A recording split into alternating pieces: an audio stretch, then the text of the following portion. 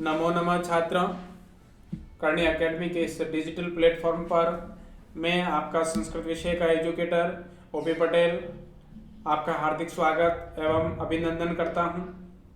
प्रिय छात्रों, पिछले भाग में हमने संधि के एक भेद व्यंजन संधि का अध्ययन किया था और व्यंजन संधि के अंदर हमने व्यंजन संधि का पहला भेद सचुतो संधि और व्यंजन संधि का दूसरा भेद षटुतो संधि का उदाहरण लिए थे। पहला भेद हमने पढ़ा था षचुत्व और दूसरा षटुत्व। तो संधि के भाग प्रथम के अंदर व्यंजन संधि के दो भेदों का अध्ययन हमने कर लिया। आज हम इस व्यंजन संधि के भाग 2 में नेक्स्ट संधि का अध्ययन करने जा रहे हैं, जिसका नाम है जश्त्व संधि। प्रिय छात्रों, जश्त्व संधि का सूत्र है झलाम जशो अन्ते। सूत्र है झलाम जशो अन्ते। ये सूत्र झलाम जशो अन्ते ये कहता है कि यदि झल से परे स्वर या व्यंजन कोई भी वर्ण हो, क्या हो, झल हो, और झल से परे क्या हो, स्वर अथवा व्यंजन, तो झल के स्थान पर क्या आदेश होता है, जस। और जस आदेश होने के कारण संधि का क्या नाम रखा गया, जश्त्व संधि। झलाम जशो अन्ते सूत्र का अर्थ है यदि झल से परे स्वर अथवा व्यंजन, यानी स्वर भी आ सकता है, व्यंजन वर्ण भी आ सकते हैं, कोई भी वर्ण आता है, कहने का तात्पर्य, तो झल के स्थान पे जश आदेश होता है। अब जश आदेश होने के कारण संधि का नाम जश्त्व संधि रखा गया। अब इसमें दो नए शब्द आए, झल और जश, यानी अर्थात झल से परे स्वर या व्यंजन होने पर झल के स्थान पर जश आदेश होता है। झल एक प्रत्यार है। मैंने पहले ही दिन आपको बताया था कि संस्कृत के अंदर 14 माहेश्वर सूत्र होते हैं। उन 14 माहेश्वर सूत्रों के अंदर प्रत्याहार होते हैं, जिसकी संख्या कितनी बताई थी, 44। उस 44 प्रत्यारों के अंदर एक झल भी प्रत्याहार है। प्रत्यारों में क्या होता था कि झ से लेकर ल तक चलना है, यानी जल प्रत्याहार में झ से लेकर झल। तो इस झल प्रत्याहार के अंदर संस्कृत के जो 5 वर्ग हैं, कौन कौन से, क, च, ट, त और प। 5 वर्ग है, क, च, ट, त, प। इन 5 वर्गों का पहला, दूसरा, तीसरा, चौथा, यानी पहला ये हो गया, दूसरा, तीसरा, चौथा, प्रत्येक का दूसरा, तीसरा, चौथा, प्रत्येक वर्ग का पहला वर्ण, दूसरा, तीसरा, चौथा वर्ण और श, श, ह, श, श, स, ह, ये वर्ण झल में आते। तो कोई भी वर्ग का पहला, दूसरा, तीसरा, चौथा वर्ण यहाँ हो, उसके बाद स्वर व्यंजन हो, तो झल के स्थान पे जश। जश का अर्थ हो गया, जश में एक प्रत्यार है जिसका अर्थ है ज, ब, ग, ड, द, यानी वर्ग का तृतीय वर्ण। ये प्रत्येक का जो तीसरा वर्ण है, ये तृतीय वर्ण जश में आता है। देखो, क वर्ग का तीसरा क्या होता है, क, ख, ग, च वर्ग का च, छ, ज, ट वर्ग का ट, ठ, ड, त वर्ग का त, थ, द और प वर्ग का प, फ, ब। तो ये आ गया ज, ब, ग, ड, द, यही है ज, ब, ग, ड, द। तो ये वर्ग का तृतीय। तो इस झल के स्थान पर क्या आ जाएगा, उसी वर्ग का झल। नोट में ध्यान रखना कि झल के स्थान पर उसी वर्ग का तीसरा वर्ण आदेश होगा। समझे आप? यानी जो झल का उस संधि विच्छेद करते समय वर्ण होगा, उसका तीसरा वर्ण होगा, उसका तीसरा वर्ण। जैसे देखो, मैंने लिखा, यानी ये झल है और झल के बाद कोई भी वर्ण है, तो यहां झल है ना, जो वर्ण है उस वर्ण का तीसरा वर्ण का तृतीय वर्ण यहां आदेश होगा। कोई भी वर्ण हो उसका तीसरा होगा। जैसे मैं उदाहरण के तौर पे लिख रहा हूं, वागीश। वागीश। हमें ध्यान ये रखना है कि कोई भी उदाहरण जिसके अंदर ज, ब, ग, ड, द, ये 5 वर्ण आपको कहीं दिखते हैं, ज, ब, ग, ड, द, इन 5 वर्णों में से कोई भी वर्ण आपको दिखता है तो वो किस संधि का उदाहरण होगा? वो जसत्व संधि का उदाहरण होगा। ज ब ग ड द यानी वर्ग का तृतीय वर्ण आपको कहीं दिखता है तो वो जसत्व संधि का उदाहरण होगा। जैसे इसमें वागीश में देखो ग आ रहा है और ग किस में आ रहा है? जश में, तो इसका संधि विच्छेद होगा वो क्या होगा? वाक धन ईश, वाक धन ईश। अब देखो वाक में क है, क वर्ग का कौन सा है वर्ण? पहला, और वर्ग का पहला वर्ण किस में आता है? झल में, तो ये झल है। आगे क्या है? ई क्या है? स्वर है, तो झल से परे स्वर है, तो झल के स्थान पर क्या आदेश होगा? जश। जश का मतलब है उसी वर्ग का तीसरा, उसी वर्ग का तीसरा। तो क का तीसरा, क ख ग, क का तीसरा क्या हो जाएगा? क ख ग। अब क के स्थान पे ग आदेश हो गया, क का मतलब नहीं रहा, तो वापस मिला है तो वा। अब ये ग, और अब इसके अंदर बड़ी ई की मात्रा, बड़ी क्योंकि ई है, वागीश। क्या पद बन गया? वागीश। उदाहरण हम देख रहे हैं, जैसे हमने ये पहला उदाहरण देख लिया, वागीश, वाक धन ईश। नेक्स्ट उदाहरण है सुबंत। ये जो जशत्व का अर्थ है ज, ब, ग, ड और द। यदि आपको ज, ब, ग, ड, द में से कोई वर्ण दिखता है तो वो व्यंजन संधि के जशत्व का उदाहरण बनेगा। क्या इस ज, ब, ग, ड, द में से सुबंत में कोई उदाहरण वर्ण आ रहा है? बिल्कुल। कौन सा आ रहा है? ब आ रहा है। तो अब ब है प वर्ग, तो प वर्ग में से विच्छेद होगा तो क्या होगा? सूप धन अंत। प, सूप, प किस वर्ग का है? प का। अब प का तृतीय क्या होगा? प फ ब, तो यहां पर हो जाएगा ब, सुबंत। अजंत, क्या ज ब ग ड द में से कोई वर्ण है? ज। ज किस वर्ग का है? च वर्ग, तो च वर्ग में से विच्छेद होगा तो हो जाएगा अच धन अंत। साथियों ये ध्यान रखना कि ज ब ग ड द सारे व्यंजन वर्ण है, यानी इसके नीचे हलंत है, और इन ज ब ग ड द में यहाँ कोई भी यदि स्वर मिला हुआ है वो स्वर आपको संधि के इस संधि विच्छेद में द्वितीय पद के प्रथम पद में आएगा, क्योंकि ये व्यंजन वर्ण है और यहाँ पर कोई ना कोई स्वर साथ में मिला हुआ है, उस स्वर को आपको अलग करना है। दिगंबर, क्या इसमें ज ब ग ड द में से कोई वर्ण आ रहा है? बिल्कुल आ रहा है। कौन सा आ रहा है? ग। किस वर्ग का? क वर्ग। क वर्ग में से विच्छेद होगा तो क्या हो जाएगा? दिक्क धन अंबर। जगदीश, अब इसमें आप कहोगे कि ग आ रहा है और द आ रहा है, किसका विच्छेद करें? तो ध्यान ये रखना है कि इसमें जो सार्थक हो वहीं से विच्छेद करना। यदि मैं ज ग का परिवर्तन करूं और उसके स्थान पे यदि क लिखूं तो जक धन अधीश, सार्थक नहीं होगा। यदि द का परिवर्तन करूं तो जगत, द किसमें होगा? त में, तो हो जाएगा जगत, और इस द के अंदर क्या मिला हुआ था? ई, तो हो जाएगा ई अलग, तो जगत धन ईश। अब क्या ज ब ग ड द में से कोई वर्ण आ रहा है? ब। किस वर्ग का? प का, तो अप धन ज। अब यहाँ पर ब हलंत आधा ही था, स्वर था ही नहीं तो लिखेंगे नहीं, है ही नहीं स्वर। तिबंत, क्या आ रहा है? ब, तो तिप धन अंत। ककुब प्रांत, क्या है? ककुब, इसका संधि विच्छेद करेंगे क्योंकि प वर्ग में से तो विच्छेद भी प वर्ग में, तो ककुभ होगा। अब यहाँ पर प नहीं आएगा, ककुप नहीं, ककुभ धन प्रांत, इसका संधि विच्छेद ककुप भ प्रांत, ककुप प्रांत। नेक्स्ट है जैसे सदानंद, क्या आ रहा? ज ब ग ड द में से द, सदा, तो यहां पर हो जाएगा सत धन आनंद। वागत्र, क वर्ग में से है ग, तो वाक धन अत्र। दिगंत, दिगंत में देखो ग है, क वर्ग का है, तो दिक धन अंत। और दिग्गज, इसमें ग है तो दिक धन गज है। मैंने पूर्व में भी आपको बताया था कि हम व्यंजन संधि का अध्ययन कर रहे हैं, और व्यंजन संधि के अंदर मुख्य रूप से ये ध्यान रखना है कि जो ये दो पद होंगे, पहला पद और दूसरा पद, पहले पद का अंतिम वर्ण हलंत वाला होना चाहिए।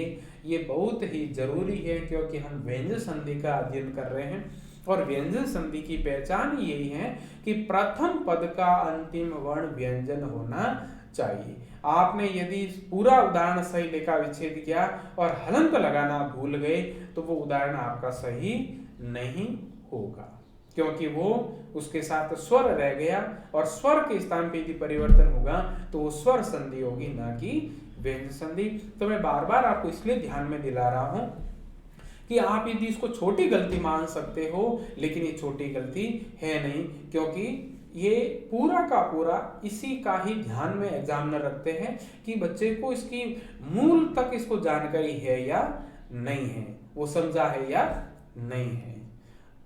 नेक्स्ट हम व्यंजन संधि का अगला भेद पढ़ रहे हैं जिसका नाम है अनुस्वार संधि। क्या नाम है? अनुस्वार संधि, जिसका सूत्र है मो अनुस्वार। ये जो वर्ण है इसको मैंने पूर्व में भी बताया था, इसको हम क्या कहते हैं? अवग्रह। इसका उच्चारण किसके समान होता है? अ के, अ ही माना जाता है। मो अनुस्वार। ये सूत्र ये कहता है कि प्रथम पद का अंतिम वर्ण मकार हो और फिर क्या हो? हल, हल यानी व्यंजन हो, तो मकार के स्थान पर अनुस्वार आदेश होता है और अनुस्वार आदेश होने के कारण ही इस संधि का नाम क्या रखा गया? अनुस्वार संधि रखा गया। वापस एक बार सूत्र का अर्थ समझे। मो अनुस्वार सूत्र ये कहता है कि प्रथम पद का अंतिम वर्ण मकार हो, द्वितीय पद का प्रथम वर्ण हल हो। जो संधि के दोनों पदों का वर्ण होंगे तो पहले पद का अंतिम वर्ण होना क्या चाहिए? मकार। आगे क्या होना चाहिए? हल, हल यानी व्यंजन। तो मकार के स्थान पे आदेश क्या होगा? अनुस्वार। ये वाला ये आदेश होगा अनुस्वार।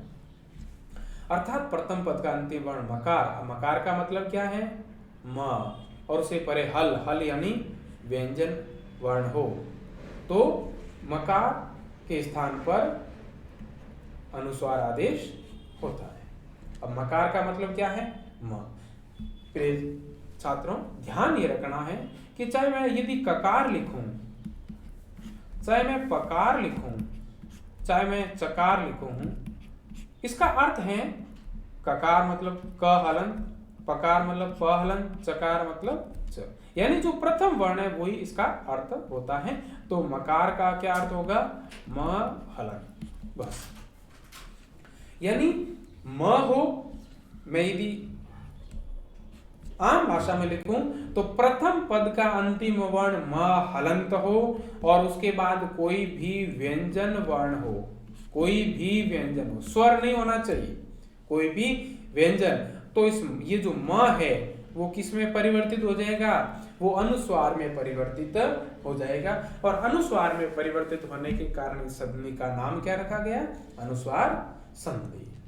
तो ध्यान ये रखना है, जहां कहीं भी आपको ये अनुस्वार दिखता है, जहां कहीं भी अनुस्वार दिखता है तो संधि का नाम क्या लिखोगे आप? अनुस्वार संधि। और विच्छेद करते समय वहां पर क्या लिखोगे? म हलंत। एक बार पुनः वापस बता देता हूं, किसी भी उदाहरण के अंदर यदि आपको अनुस्वार दिखता है और अनुस्वार है और उससे परे यदि व्यंजन है तो अनुस्वार का विच्छेद क्या होगा? म हलंत। और उसमें संधि का नाम आप क्या लिखोगे? अनुस्वार संधि। उदाहरण के रूप में जैसे मैं लिख रहा हूं हरिम वंदे, बहुत ही सरल संधि, सबसे सरल संधि में ये शामिल है। अब यहाँ पर आपको कुछ नहीं, दो पद हैं हरिम वंदे, क्या इसमें अनुस्वार है? बिल्कुल। जहां प्रथम पद में अंतिम वर्ण के ऊपर यदि अनुस्वार दिखता है, आंख बंद करके हम लिख सकते हैं वहां पर संधि कौन सी होगी? अनुस्वार संधि। और विच्छेद करते समय क्या लिखेंगे? म हलंत। तो इसका विच्छेद क्या हो जाएगा? हरिम धन वंदे। परिवर्तन कुछ भी नहीं करना है, जहां अनुस्वार है वहां म लगा देंगे और इधर से यदि दे दे कि हरिम धन वंदे का समान संधि पद लिखो। प्रश्न दोनों तरीके से बना सकते हैं एग्जामिनर। यदि हरिम धन वंदे का संधि पद लिखने का कहे, प्रश्न दो बन सकते हैं कि कोई पद दे दे, जैसे ये पद दे दिया हरिम वंदे, इसका क्या होगा? संधि विच्छेद। तो क्या करना है, हरीम धन वंदे, म लगाना है अनुस्वार के स्थान पर। यदि ये पद दे दे हरीम धन वंदे का संधि पद बना हो, तो क्या ध्यान रखना है कि प्रथम पद का अंतिम वर्ण क्या है, म, आगे क्या है व किस में आता है, व्यंजन में, तो म किस में बदलेगा, अनुस्वार में, तो हो जाएगा हरीम। उच्चारण से सेम समान है, दोनों का उच्चारण समान है, लेकिन लिखने में म नहीं आएगा, क्या आ जाएगा, अनुस्वार आ जाएगा, तो हरीम धन वंदे।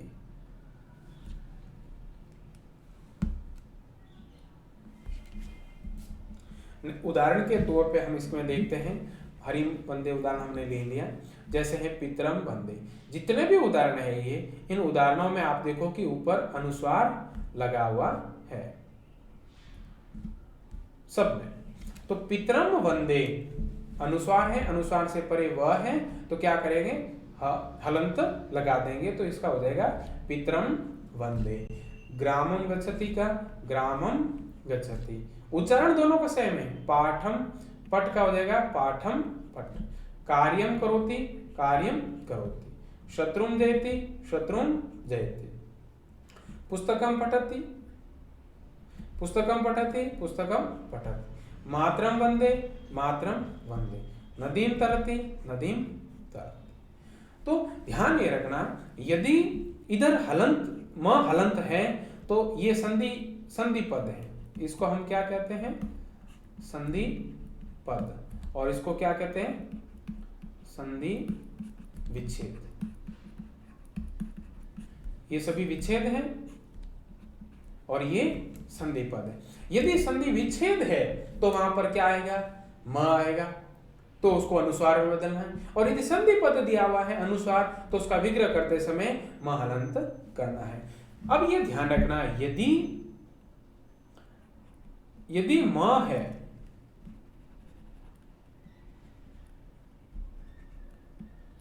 यदि म है और उसके परे यदि स्वर है, व्यंजन की बजाय यदि स्वर है, तो ये जो म है वो स्वर जो इस म में शामिल हो जाता है।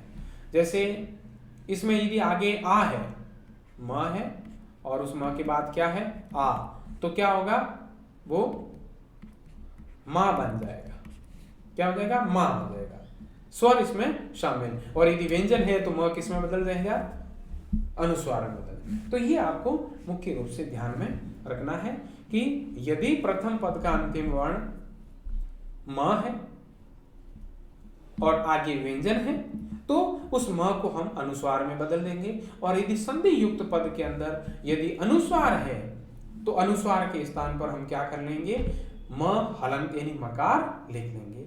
तो इस प्रकार से आज के इस भाग में हमने व्यंजन संधि को पढ़ा, और व्यंजन संधि के दो संधि भेद का हमने अध्ययन किया। एक तो हमने पढ़ा जश्त्व संधि,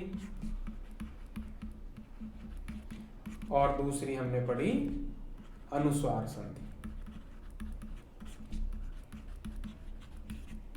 अब जश्त्व संधि के अंदर हमने देखा था, यदि ज हो, ब हो, ग हो, ड हो या द हो, तो जश्त्व संधि होती। अनुस्वार संधि में अनुस्वार या संधि विच्छेद में म हलंत। तो इस प्रकार से हमने अभी तक व्यंजन संधि के 4 भेदों का अध्ययन किया। सबसे पहले हमने षट्वत्व संधि का अध्ययन किया, उसके बाद षट्वत्व संधि का, फिर उसके बाद जश्त्व संधि का, उसके बाद अनुस्वार संधि का। तो अभी तक व्यंजन संधि के हमने 4 भेदों का अध्ययन कर लिया है। मुझे पूर्ण विश्वास है कि जो आप तक हम प्रकरण लेके आ रहे हैं, टॉपिक लेके आ रहे हैं, भली भांति आप इस वीडियो को देख रहे हो, आराम से इसको समझ रहे हो, और ये आपको समझ में भी आ रहा है। मुझे पूर्ण विश्वास है कि आप इससे बहुत ही लाभ आप ले रहे हो इस वीडियो का। और यदि आपके कोई समस्या है, कोई टॉपिक में शंका है, कोई उदाहरण समझ में नहीं आया है, तो वो मुझ तक पहुंचाने का प्रयास करें। मैं आपके उस शंका का समाधान करने का प्रयास करूंगा। इसी शुभकामनाओं के साथ मिलते हैं अगले भाग में। धन्यवाद।